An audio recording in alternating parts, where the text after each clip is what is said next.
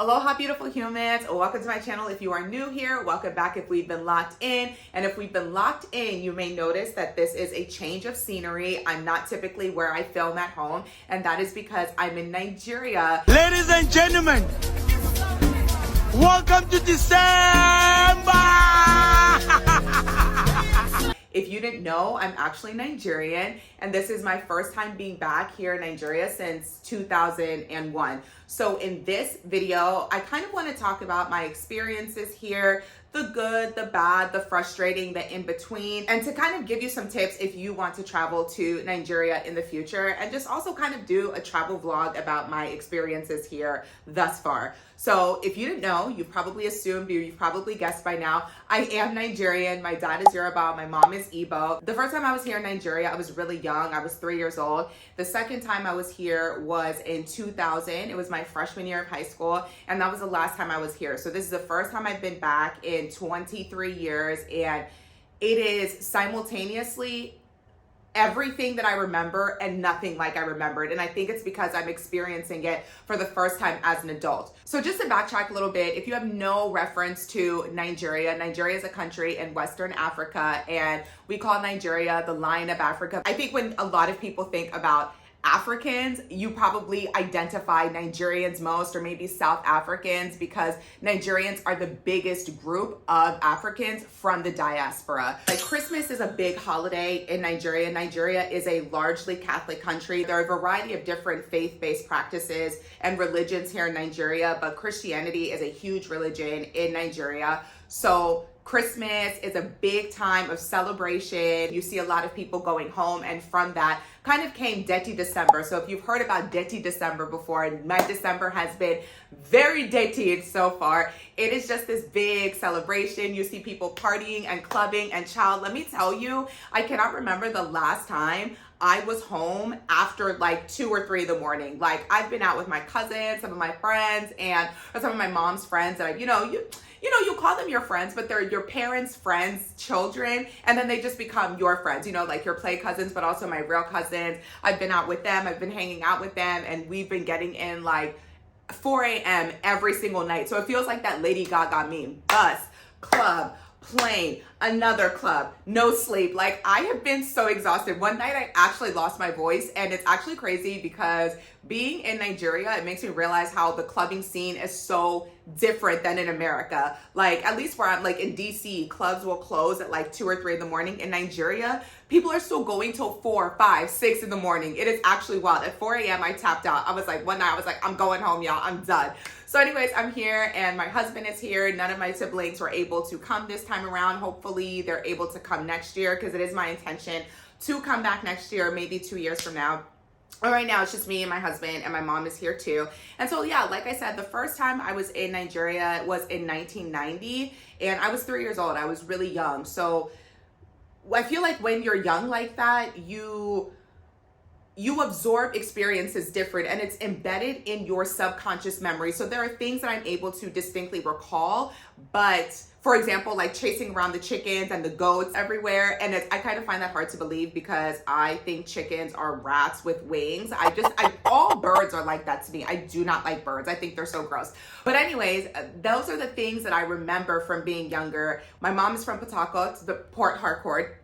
But that's the way she says it, like Patakot. So that's what I say in my brain. But anyways, my mom is from Port Harcourt. My dad is from Lagos. So when I got here, I spent my first 4 days in Lagos, clubbed, partied, Detty December, ate my way through Lagos. Like, it was so amazing. The food was good, the vibes were good, the energy was good. And then I came to Patakot to spend time with my mom's side of the family. I wanted to go to the village. Unfortunately, we weren't able to go to the village, so I'm just hanging out now in Patakot. We went to Lagos first. I was in Lagos first, and it didn't really feel like Nigeria to me, because Lagos is a major city. Like, Lagos actually used to be the capital of Nigeria before they moved it to Abuja. So Lagos, it's so busy, and you hear people complain about the traffic and everything like that. Like, Lagos feels like Lagos, it doesn't feel like it is a major city. Lagos to me feels like New York or LA. It's like a big major city, and so it didn't really feel like how I remembered Nigeria, because when I was younger, when I was 3 years old, the first time I came here, we spent the majority of my time in Port Harcourt with my mom's family. And so that is what I associate with Nigeria subconsciously. And then also when we were here in 2000, we spent the majority of the time with my mom's family. So even though Nigeria is a patrilineal society, I feel like so much of what I identify with Nigeria is from my mom's side of the family. Unfortunately, because my parents are from different ethnic tribes and speak different languages, I haven't learned to speak Igbo or Yoruba. When I was younger, apparently, I learned how to speak Igbo and I was like talking Igbo. But then when we went back to America, like my preschool teachers were like, hey, we need her to be speaking English. So, you know, if you don't use a language, you kind of lose it. So I'm hoping to learn Igbo or Yoruba. It's not on Duolingo, which is very annoying. Duolingo has High Valerian and what's that language? What's that made up language from Star Wars? Klingon. Or is it Star Trek? I don't know. Whichever one of the Star Wars, Star Trek movies. If you can have Klingon and High Valerian, why don't you have Igbo or Yoruba? Like Duolingo, y'all need to get on that. But anyways, so let's talk about my experience in Lagos the first few days. So the Detty December vibes were so lit. As soon as I got off the plane, I took a 10-hour direct flight because I don't do layovers, especially on these long flights if I can help it. And there was a direct flight from Dulles to Nigeria, Dulles to Lagos. It was like 10 hours long. I think it ended up being like a 9.5-hour flight. But P.S., if you are traveling with a child under the age of 5, but particularly under the age of 3, please give them melatonin so they are sleeping on this plane and not being a headache and miserable to the passengers around you. Like, I'm not one of those people who feels like kids should not be on planes or babies shouldn't be in business class. I don't care. If you can afford the ticket, buy it. However, why is your child crying for a 10-hour straight flight as if melatonin isn't right there? And if you're gonna give your kid an iPad, buy them headphones. It is just the height of like rudeness and lack of consideration that there are so many people who just assume that we should kind of just accept the dysfunction that is happening around, especially on planes. Like, airports and planes are not real places. I feel like all rules of polite society and common sense go out the window when people get in airports and get on planes. Like, I hate the experience of traveling. I love traveling, but I hate the experience of traveling and being around people because so many people are rude. But anyways, we took a 10-hour flight from Dulles to Lagos. Our driver picked us up at the airport and took me straight to get my hair braided. Now, I know there's been a lot of controversy or just a lot of conversation about the levels of exploitations when the IJGBs, I just got back, and, you know, Detty December, when people come and get services done here in Lagos and Nigeria, or, you know, Ghana, Accra, they do Dirty December too. So I know that there's been a lot of controversy. So I'm not going to post the prices of how much I paid for my braids just to be respectful of that, but I did tip well.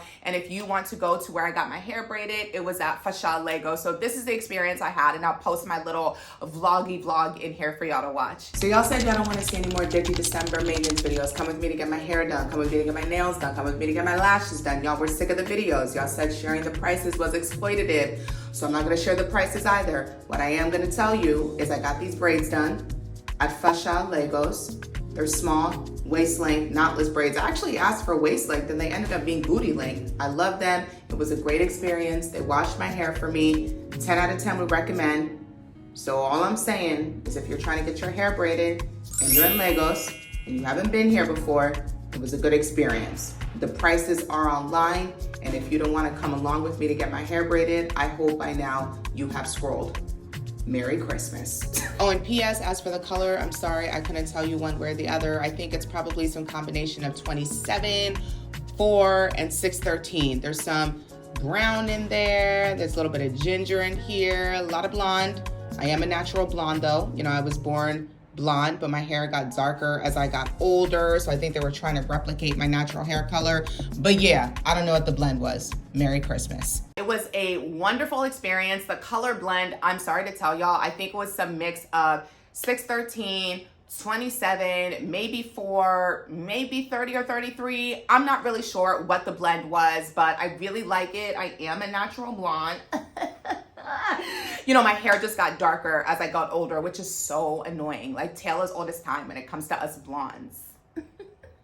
But anyways, I got my hair braided. We went to check into the hotel. There was a whole situation of that. And We stayed at the Vertigo. It wasn't bad, but it wasn't really good. And I think it was just the whole check-in process. If it had gone a lot smoother and other things had gotten better, I probably would have stayed there. But the Vertigo, it is also a hotel that has a club on top. And when I had booked it, I knew that. It's not like it was something that was new to me. But they said the room was going to be like, you know, it was a noise canceling room. So you wouldn't be able to hear the club. That was a lie. However, I already kind of knew that we were not going to be in Lagos for rest. That's not, you know, you're going there to party and have a good time. So I knew I wasn't going to be sleeping much.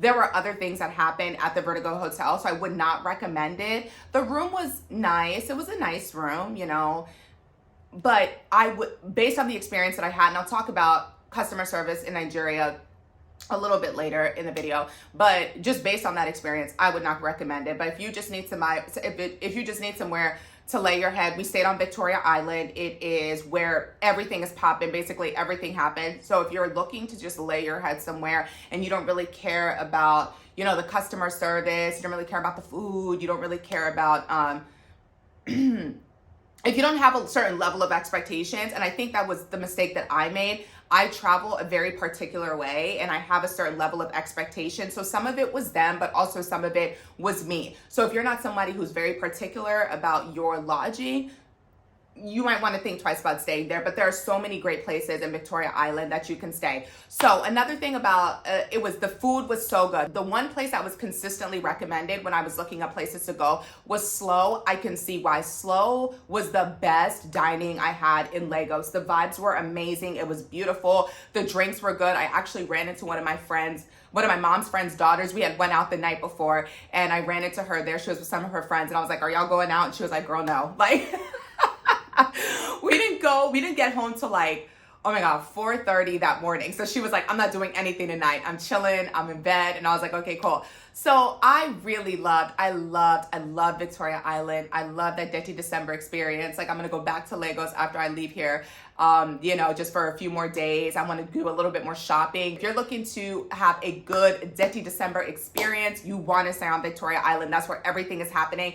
People are talking about the traffic. Honestly, maybe it's because I really didn't go to too many. I wasn't bar hopping. Like or club hopping. Once I was somewhere, I generally stayed there. So I didn't think the traffic was that bad. But if you are somebody who does not like traffic, I would recommend getting to wherever you're going early and planning to stay there, and planning to stay there. Have a driver. Don't try to be getting an Ubers, because I think that's another mistake people made. I had a driver. I would not, I just don't, again, I'm very particular when I go out, and like in America, when I'm out in DC, I would absolutely grab an Uber, but it's just easier to have a driver. So I would recommend, if you're trying to do Detty December, if you can arrange a driver, absolutely arrange one and kind of have like Uber, Bolt, like have that as a last resort if you are very sensitive to traffic. If you're going to do food, absolutely go to Slow Lagos. I cannot recommend that place enough. It was so good. I love the ambience. It was great. As for the beach, we did go to the beach. Unfortunately, Landmark Beach was demolished, which is so ridiculous to me that they, you know, tore down that beach. There was no reason to do that.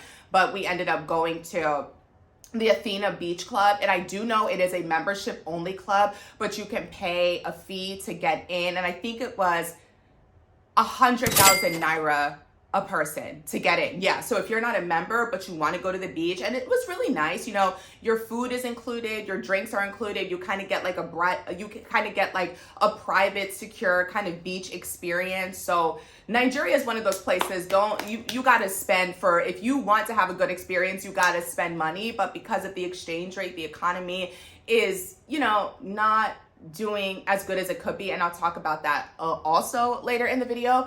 But, you know, Nigeria is not one of those places, especially Detty December, you come here and you count your coins. Like, this is not the place to be if you're trying to do that. You got to like spend to have a good time, but it is absolutely worth it. And I'm not saying it's going to break the bank, but don't come here trying to like penny pinch. You're not going to have a good experience, especially when it comes to Detty December. So, and also book in advance. I think what happened with my hotel, I didn't book my hotel until November. I don't know. Yeah, I didn't book it until November. People are planning this way in advance, like in June, July. That's also when you should be getting your visas, because I made the same mistake. I waited until October to get my visas. That was a headache. There is so much, like, the bureaucratic processes of being here sometimes, or coming here and visiting, is just so frustrating. Like, that was what the headache was. A lot of the headache that I've experienced here, it comes down to bureaucracy and customer service. Like, both of them are very frustrating to deal with. So if you're planning on coming and doing Detty December, start your visa process is in June or July, especially if you don't live in a city where they have a Nigerian embassy and you need to go travel to capture your biometrics. Please start planning in June and July. Get your hotel, because everything was booked up. Like, every hotel that I looked at staying in, I wanted to stay at the Art Hotel, I wanted to stay at the Radisson. Both of those were booked up. So again, just do your due diligence and, like, plan it well in advance so you don't have to deal with certain headache. I'm not, again, some of what I experienced with the hotel was their customer service about a mistake that they made at the moment, nothing that I did. But if you want, I'm a big believer in the fact that you pay for what your comfort is worth. And yeah, that's all I say about that. Because where I'm staying at in Port Harcourt is one of the best hotels in Port Harcourt, and has been no wahala. Everything has been amazing. So anyways, where was I going? But yeah, if you want to do Detty December, I cannot recommend it enough. It has been so fun, and I've had a really great experience. So I highly recommend it. After leaving Lagos, I spent about 4 or 5 days there. I came to Port Harcourt, and the flight there was air peace. May you never know peace. Count your days. And that's all I'm going to say about air peace.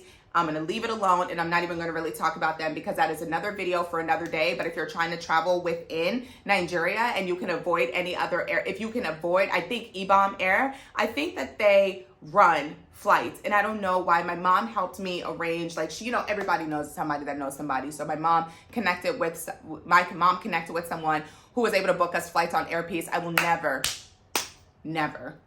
if you are able to fly any other airline other than Air Peace, no, do it. Okay, so anyways, we got to Port Harcourt, and this is where I feel like home as it pertains to Nigeria. This is where my mom is from. And when I was younger, when I first got to Nigeria, especially in Lagos, I was like, I don't feel like I'm in Nigeria yet. I didn't feel like we were in Nigeria until I got to Port Harcourt, and it was the smell. It's so funny how certain smells can unlock certain memories, because the smell I associate with Nigeria, it is salt, it's earth, it's a little bit of like dustiness, like spiced meat, like food. That is the smell that I associate with Nigeria. It feels home, it feels comforting.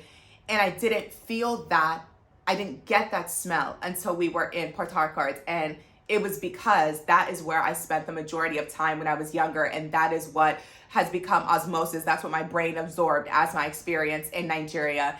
And literally, I've never been so happy to see my mom in my life. Like, literally, when we got off that plane, we got our bags. I thought they lost one of our bags because my air tag wasn't air tagging. P.S. If you are coming here, if you're going anywhere, if you're traveling anywhere, honestly, but get air tags and put them in your bags, especially if you have I wouldn't even say especially if you have more than 1 or 2 bags. Get air tags, put them in your bags, invest in it. It will save you so much headache. Because one of my air tags was saying my bag was still in Lagos. I said, hey, what have I done to deserve this? But thankfully, they just hadn't pulled it out of the hadn't pulled it out from where they had put all the bags, and so the Bluetooth wasn't like Bluetooth. The location services weren't location servicing. But as soon as that air tag came on and it said that it was on the tarmac, I was like, oh my goodness, thank God. So I've never been so excited to see my mom in my life, because she was already in Port Harcourt. She flew into Port Harcourt. She came here before Snobe and I did, because my grandma broke her femur, and she was in the hospital. And she was there for a month, and we were able to bust her out of the hospital on Christmas Eve. So I was so excited. And that's the first time I see my grandma I know we came here in 2001. That was when I was here last, but she came in 2000, and I think it was either 2004 or 2005 she came. Yeah, 2005 she came, and she stayed with us for about 3 months. And that was the last time I saw my grandma. So it's been like 20 years since I saw my grandmother. And being here, I also think the reason why it makes me feel like home is because and I might cry, so I'm gonna try not to cry, but it makes me like, hold on. It makes me understand so much about myself and so much about my mom, because my siblings always make fun of me for being the most like my mom. And when they say it, it's always kind of an insult. And I would always frustrate me. It always would annoy me that they would say that, because, you know, your mom, she can be a little annoying. But it wasn't until I got like, it wasn't until I turned 30 that I started to understand my mom. And it wasn't until I turned maybe 32 or 33 that I started to really appreciate my mom. So even though my siblings still are like, oh my gosh, you're so much like mommy, it doesn't make me feel bad. I'm so like, so much of who I am as it pertains to my identity, the thing, my value system, who I am as a person, a lot of those influences are my mom. And so knowing who my mom is and really looking back on her life, because I'm one of 7. My mom just went back. She got her master's. She always wanted to be a doctor, but you know, it's kind of hard to go back to school when you got a grip of kids. So when my little brother, when he graduated from high school, she was like, I'm going back to school. She got her master's and she is finally doing what she wants to do. And so I'm really proud of my mom. And so being here has made me realize so much of who I am as a person and made me understand who I am, because it's made me understand my mom. And seeing how she interacts with my grandma, they're so similar to one another. They're so similar to one another. And watching my mom get frustrated with my grandma, I'm like, you see, this is why we get frustrated with you. So it was just, being here has really felt like home. I see my cousins, like, and you know, I don't think like a lot of people, if you're not a child of immigrants, you don't understand that. It really feels like you're living 2 different realities and existences, because you have roots in one place, but that place where you have roots at, you're not living there. So you have a whole family, like the majority of my family is still here in Nigeria. And so we're the ones who are far away. And so we're the ones who are like kind of detached from our roots. So coming back here, it feels like home, even though I'm not able to speak the language. You know, I don't speak Igbo, but they speak English. So they'll communicate with me in English. And I haven't seen my cousins in a minute, but it's like you never miss a beat, because that's family, you know. And I talk to them on the phone, I talk to them on WhatsApp, and like we connect on social media and stuff, but there's nothing like being in person. And so my cousin, for Christmas, so let me backtrack. But being here in Port Harcourt feels like home. I'm so happy to see my grandma. And that was always something that I was really envious of growing up. I was always really envious of people who were able to grow up with their grandparents and have a relationship with them. You know, like I'm going to my grandma's house, I'm going to spend the night, you know, just have a relationship, because I really didn't have that. So I was always really envious of that. And also, I don't want my grandma spending Christmas in a hospital room by herself. Like, that sucks. So she was able to be discharged on Christmas Eve and came home, and I was really excited. So we celebrated Christmas. Like, we went to church. Like, oh, let me post a little Christmas Day video real quick, because let me post a little Christmas video real quick.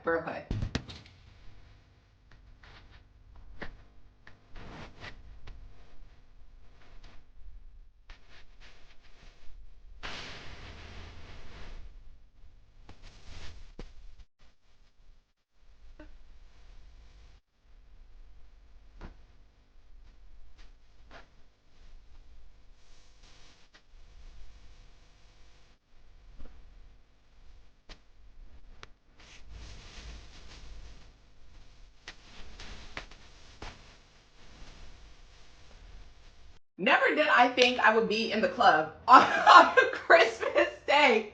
My cousin is a really big influencer here in Nigeria, Thelma Lawson. Get into her. She is so vibes, but she had an event, and her manager also manages Dan Dizzy. And so we had he was performing, and so we were able to get into their section and have just like a good time and vibe. And I'm telling you, Nigeria is big on sections, and I love it, because at my big age, I'm not going to nobody's club and standing. And speaking of clubs, it's so different here. Nobody's checking your ID at the door. Nobody cares. I think I saw a 16-year-old at the one club at Zaza in Lagos. There was like a 16-year-old working there. I saw another youngish looking person working in the club we were in last night. It was like Mirage. And I was like, why are there such young individuals working here in these clubs? Nobody's checking IDs. Everybody is smoking. I'm like, my braids I've been like putting like essential oils in them to get the smell of smoke out, because I'm like, I hate that smell, but everybody's smoking around you, and not just cigarettes, not just cigars, but they smoke at the reefer, and I'm like, oh my God, like there's so much smoke here, you can't see anything,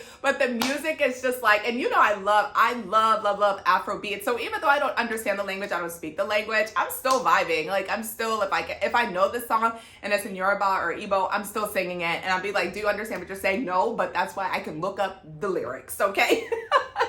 But it was so fun. It was so cool. We're going to go out again tonight. So I'm going to try to edit this real quick, post it, and try to get some sleep before we go. Because like I said, bus, club, another bus, got to find some time to eat. I've been taking my electrolytes. P.S. If you're going to come here, don't pack your medicines, okay? Pack your electrolytes, pack your vitamin C, pack your malarials, because I have not been bitten up yet. I got my yellow fever shot last year. I was in Cameroon, and so I had to get a yellow fever shot to get in there. But Snow Bay, he had to get a yellow fever shot. We had to get, anti-malarials, and he's been being bitten up. So I'm always the one being bitten up. I have not been bitten up once. No, that's a lie. I've been bitten up like once, maybe twice. But Snow Bay, he's got like bug bites all up and down his legs. So just do your due diligence and make sure you are packing, you get your yellow fever shot, and you are packing and taking your malaria pills, because you do not want to get malaria. And you're going to be, if you're clubbing and if you're going out and if you're partying, you are going to be so dehydrated. So make sure you're packing your electrolytes. I've been packing some vitamin C, and I also, thank goodness, that I packed Imodium and Pepto, because I ate something the second day that was not agreeing with my stomach, and your girl was down and out for the count. So make sure you pack that Pepto, make sure you pack your Imodium. But yeah, it's been like so fun. It's been so fun. So we're going out again tonight, and I just really, it's so funny because in comparison to Lagos and Port Harcourt, even though I loved being in Lagos. It was fun. It was vibes. Like, it was great. I actually am enjoying my time here in Port Harcourt more, and I think it's because I'm spending more time with family, and that's what really matters, and that's why I really wanted to come this time, because I told my family, I was like, even if I'm the only one who ends up going, even if I told my husband too, I was like, even if I'm just going by myself, I'm going at the end of the year, because I have felt this like longing to come back, longing to connect, and I feel like I'm ending the year on such a high note, and I feel so grounded and just happy that I'm here. Like, this year has been such an interesting year. It hasn't been a good year. It hasn't been a bad year by any means. It hasn't been a bad year. It's just been a weird year energetically. And when I look at the entire scope of the year, being here is the most grounded that I felt, and just good and just happy, like just happy. And maybe it's because, I'm obviously not at work. I'm able to spend time with family. I'm able to like pour into myself. There's no drama. I mean, there is drama, but it's always drama. It's a different level of drama. I'm just observing it. Nothing is really happening to me. I'm just observing the drama happen around me. But that's Nigerians. Some of them like really like to quarrel and, argue. So, but anyways, it doesn't involve me. So I'm just good. I'm just having a good time. I'm having a good time, but as good of a time as I'm having, it is such a bittersweet feeling, because my grandma's getting older. I thank God I have a 5-year visa, so I will, be back in the next, 5 years. So I'm gonna make the most of that visa, because that junk was expensive. Okay, it cost $160 to fill out the application. Then for a walk-in fee, cost $90. We had to do that for Snow Bay and then a little bit of other money. We won't talk about that, but we basically almost spent $1,000 to get our visa. So if the Nigerian government, if you're watching this, I'm gonna need y'all to make your systems better, because people want to spend money. You want to facilitate people coming to your country and spending money here. So make it easy for them to spend money. Don't make everything a challenge. And that's what I'm talking about with the bureaucracies and the systems. This country has so much potential, and that's why I get so bittersweet, because that sadness, when I think about it and I'm here and I'm observing things, it makes me a little sad, because this country, Nigerians are the most educated people, period. You have degrees, you have intelligence, you have ingenuity. This country is a country with resources out the wazoo, educated people, smart people, industrious people, hardworking people, entrepreneurial people. It shouldn't be like this. And that's what makes me so sad, because it's like it feels like so many people have normalized a level of dysfunction, and they don't understand that it doesn't have to be like it. That it doesn't have to be like this. There doesn't have to be bureaucracies and efficiencies baked into the system to make everything as challenging as possible. So things don't get done because they should get done. They get done based off of who you know or how much money you're going to offer somebody.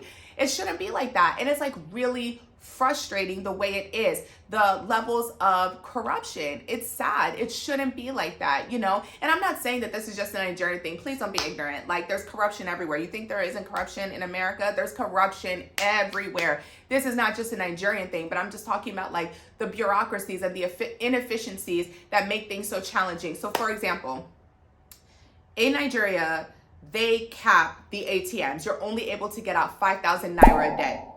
That's not a lot of money. That's not a lot of money. So I'm going around and I had to go to 6, 7, 8 different ATMs just to get money because they cap it. And so they're trying to do cashless society, which I honestly think is great.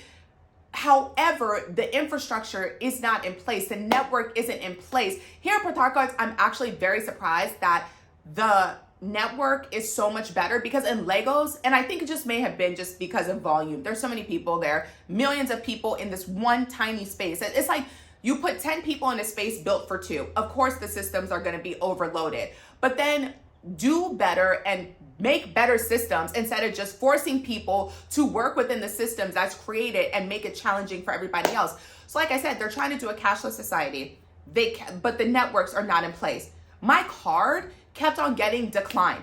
International card. And it's embarrassing. You know, do you know how embarrassing it is to be somewhere and you're trying to pay I'm trying to spend money. I'm putting one card down. It gets declined. It's not my card. It's not my credit card company, because I called them. It's not my bank, because I called them and I told them I was traveling. They were just like, oh, we can't accept international cards. Probably because the conversion rate and the fees that they have to charge is way too expensive, because the naira to the dollar, it's very weak. And so they're probably paying more money to allow me to swipe that international card as opposed to just giving naira. But how am I supposed to go? I can't get the amount of naira I need to pay for this in cash. Otherwise, I will have to go to 8 and 9 different ATMs, and then my card gets flagged. You know, that's frustrating. And then, you know, your card doesn't work, your card is getting declined, or so what I see a lot of people do is they'll, you know, transfer bank account, you know, do a little account transfer. However, I don't have an NIN. NIN is like a national identification number. It's basically similar to your social security number in America. And in order to have one of those, you have to have citizenship. I don't have citizenship yet. So in order to have it, in order to open up a bank account, you have to have an NIN. So I'm asking my dad to transfer money to people. I'm talking to my dad on WhatsApp. He's trying to transfer the money to people. It's just, but they can't get the money because the network is down. Oh my God. So this is what I'm talking about. Then also the customer service, the way people will, you know how you don't have something. It's okay. You know, there's no customer service here. Or let me rephrase that actually.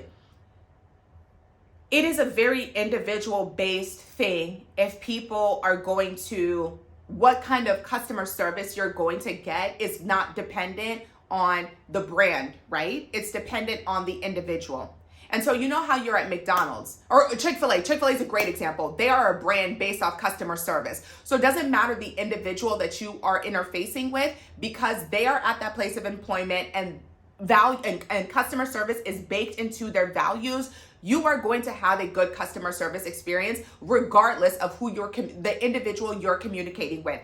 That's not how it is here. You know, the room mix up at the Vertigo Hotel, I will never recommend them. The sister property, the Blowfish, I booked a very specific room. I booked the most expensive room there. And I'm not saying that to flash or floss. I'm saying I booked that room for a reason, because I know I was coming with a lot of stuff and I wanted to have space in my room. I didn't want it to be cramped. So I booked the biggest room because I wanted to have space to put my things.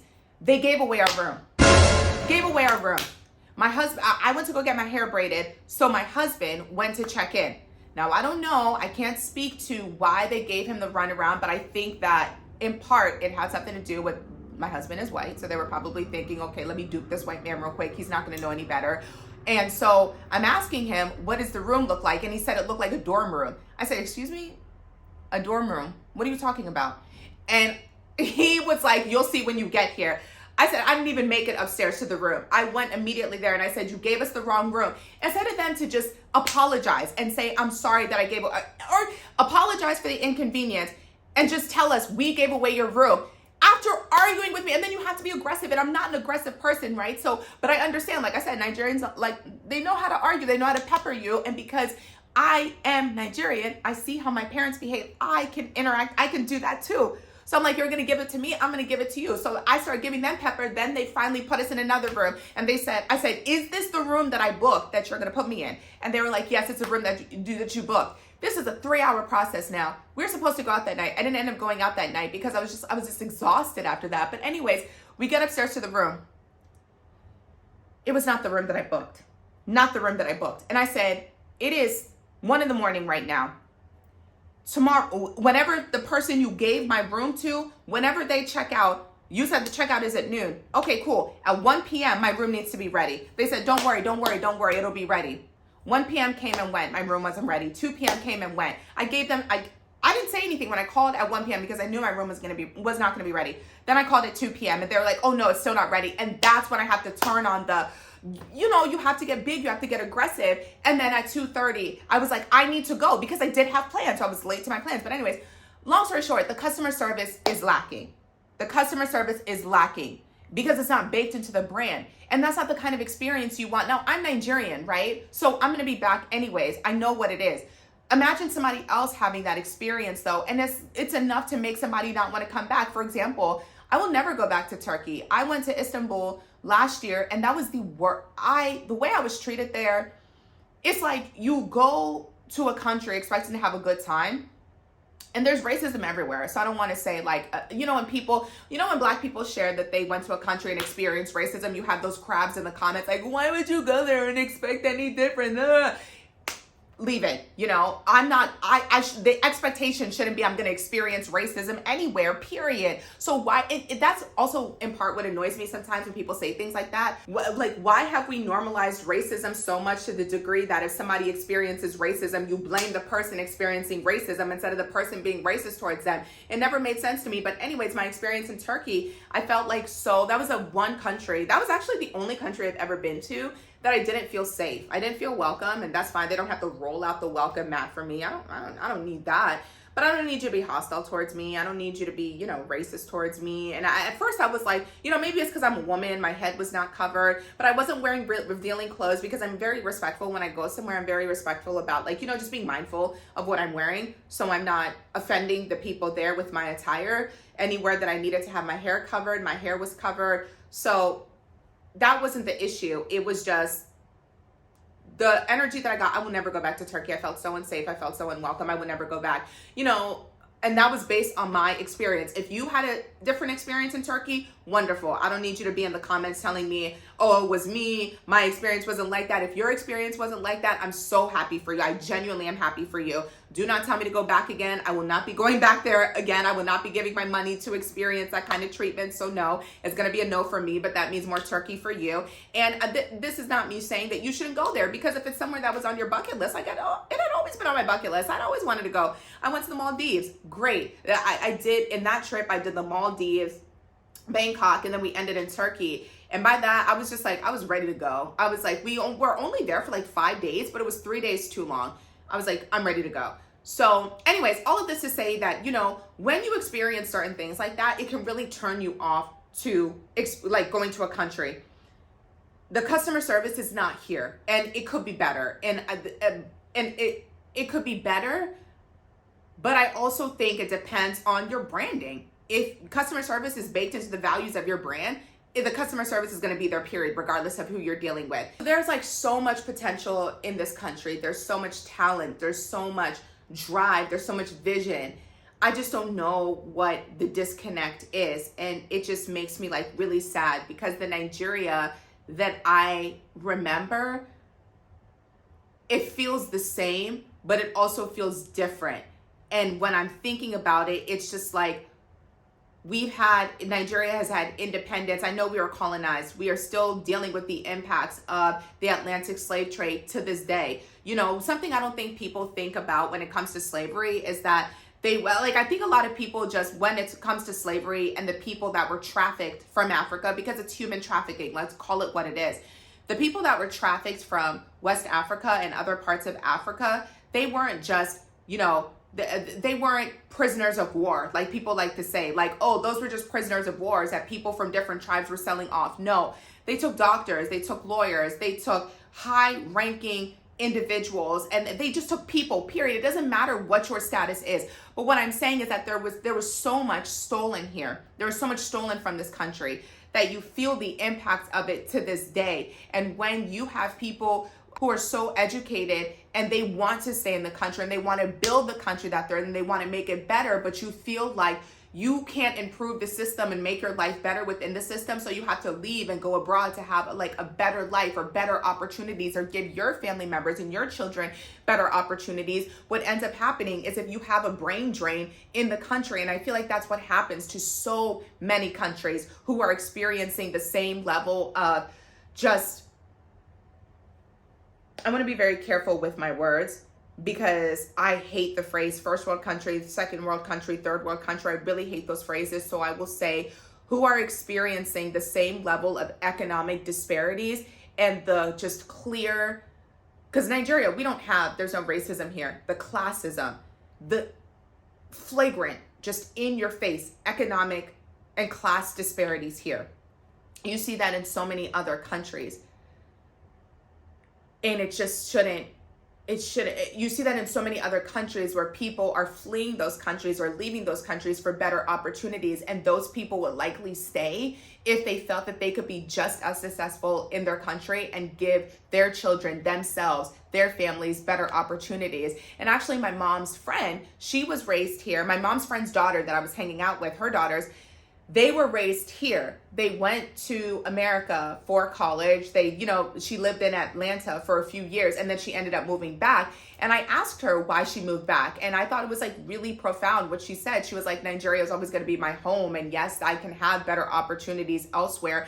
But she's like working on her own business. She's trying to create something that I honestly think will solve a lot of the experiences that I was dealing with as far as the network was going and all the craziness with the bank transfers. And I hope she's like so successful in her endeavors. But anyway, she was like, I want to, if I can make my country better, that's what I'm going to do. And I can't just leave without coming back and trying. And I love that. And I feel like so many people would stay and try if they felt like they could succeed. So that's all I'll say. It just kind of makes me sad because, there's so much potential here. Like, Black Panther, when I think about Wakanda, I think about Nigeria. Like Nigeria, all of the tribes we have, all of the richness here, all of the culture, it is just beautiful. I've been like just in the car or just when we walk around to certain places. I probably look like eyes wide open. They know me, IJGB. They were making fun of me in the club yesterday. My cousin was like, my IJGB.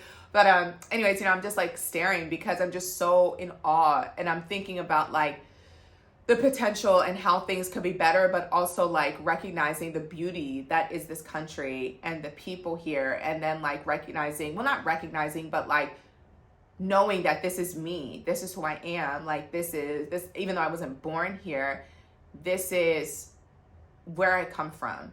And so when people, I know that on TikTok and social media, there's been all of this debate about the IJGBs and people coming back for just December, and people are like, go home.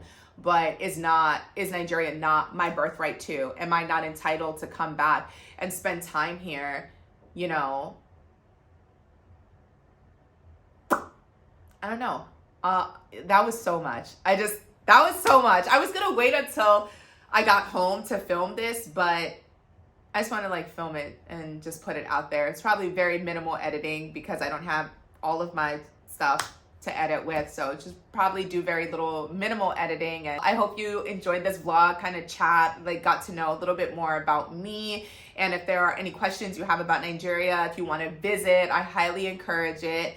Drop down in the comments and let me know. I'm going to go out and lay out by the pool because I still got some sun and relax before we go out again. Also, in your packing, pack cough drops because my voice, I already feel it starting to go. So definitely make sure to pack some cough drops. All right, Don't forget to like and subscribe if you haven't already subscribed. And until next time, happy holidays. Peace out.